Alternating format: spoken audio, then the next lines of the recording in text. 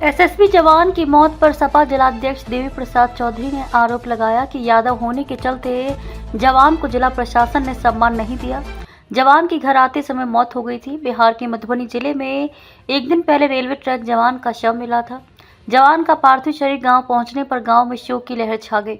अंतिम दर्शन के लिए लोगों की भीड़ उमड़ पड़ी थी। पुलिस की गार्ड ऑफ ऑनर देने के बाद अंतिम संस्कार किया गया। जिले के सपा नेताओं ने जवान के घर पहुंचकर श्रद्धांजलि दी। जिले का कोई मजिस्ट्रेट या अधिकारी जवान के सम्मान में नहीं पहुंचा था।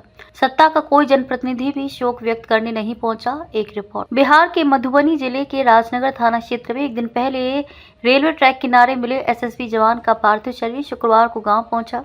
अंतिम दर्शन के लिए सैकड़ों की संख्या में भीड़ उमड़ पड़ी। लोगों ने श्रद्धांजलि दी। इस दौरान भारत माता की जय के नारे भी लगाए गए। पुलिस के गार्ड ऑफ ऑनर देने के बाद जवान का अंतिम संस्कार किया गया। जवान के अंतिम दर्शन और श्रद्धांजलि देने पहुंचे समाजवादी पार्टी के जिलाध्यक्ष देवी प्रसाद चौधरी ने कार्यकर्ताओं के साथ श्रद्धांजलि दी।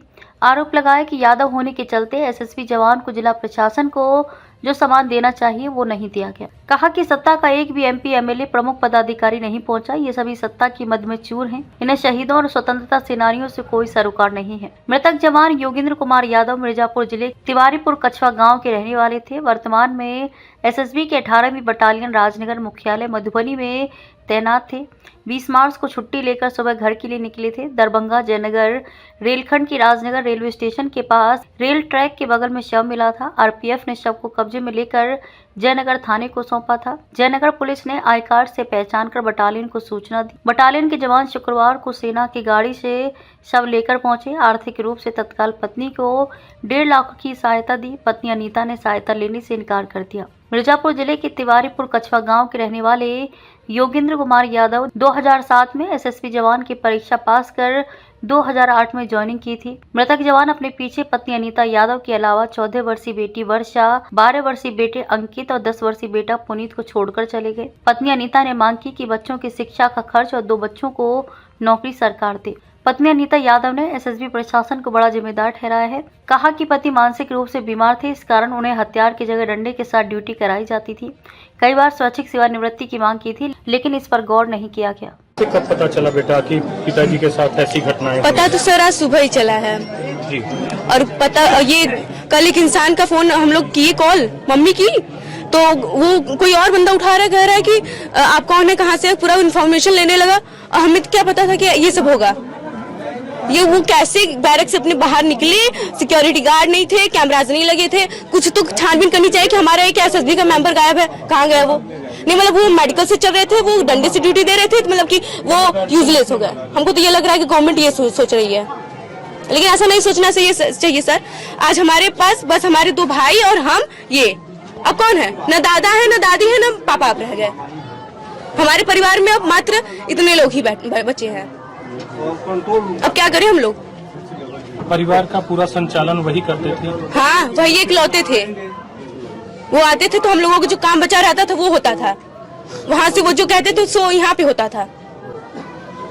ये गवर्नमेंट की गलती हमको लग रही है। क्यों वो नहीं देखे कि वो बैरक से बाहर निकल रहे हैं, सिक्योरिटी गार्ड कहाँ थे। बच्चों का कौन जिम्मेदारी? अब कौन जिम्मेदारी लेगी? देख सकता था तो सरकार से कई बार मांग किए थे कि मुझे मेडिकल पेंशन पे घर पर छोड़ दीजिए, हम घर पर से ही दवा करेंगे, घर पर रहेंगे। सरकार ने नहीं इस बात को माना।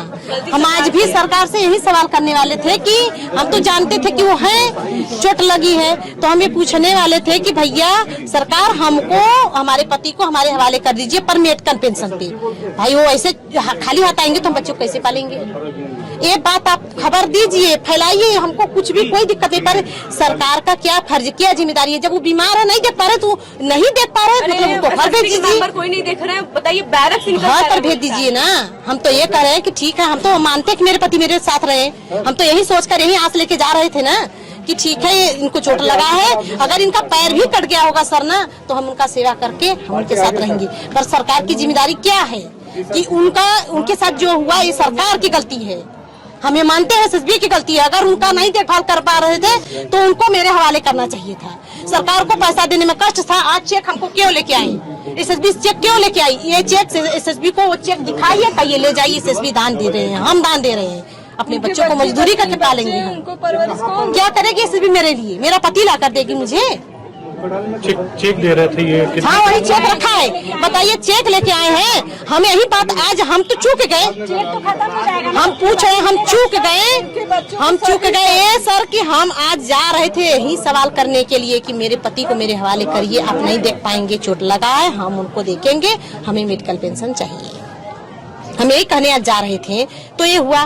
तो ठीक है, एसएसबी की जिम्मेदारी नहीं है तो ये जो चेक है ये एसएसबी को हम दान दे रहे हैं। जब मेडिकल पेंशन देने पे एसएसबी को कष्ट था, आज मेरा पति मेरे साथ नहीं है, एसएसबी की गलती है, चूक हुई है एसएसबी से।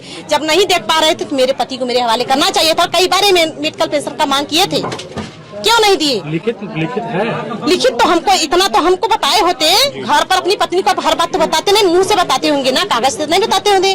कागज से अगर हमको बताए तो आज वही कागज हम सब यही ला कर देते। पर हमसे कई बार की इस बारे में बात की, अगर सरकार से बात करेंगे, इस बार दवा के लिए जा रहे हैं, डॉक्टर से कहेंगे अगर मेडिकल पेंशन भेज दे देगा तो हम घर आएंगे, ठीक है ना। तो सरकार को क्या जिम्मेदारी है? आज चूक मेरा पति मेरे साथ नहीं है, एसएसबी की गलती है, मैं नहीं ऐसे गलती देती। अगर क्या है पूरा मामला? देखिए, ऐसा मिर्जापुर जनपद में कछवाड़ थाना के अंतर्गत तिवारीपुर गांव का एक लड़का मधुबनी में सीमा सुरक्षा बल में पोस्टिंग। वो कल अपने घर से सुबह वहां निकला घर आने के लिए और स्टेशन के पास कहीं उसका मिट्टी माई गई।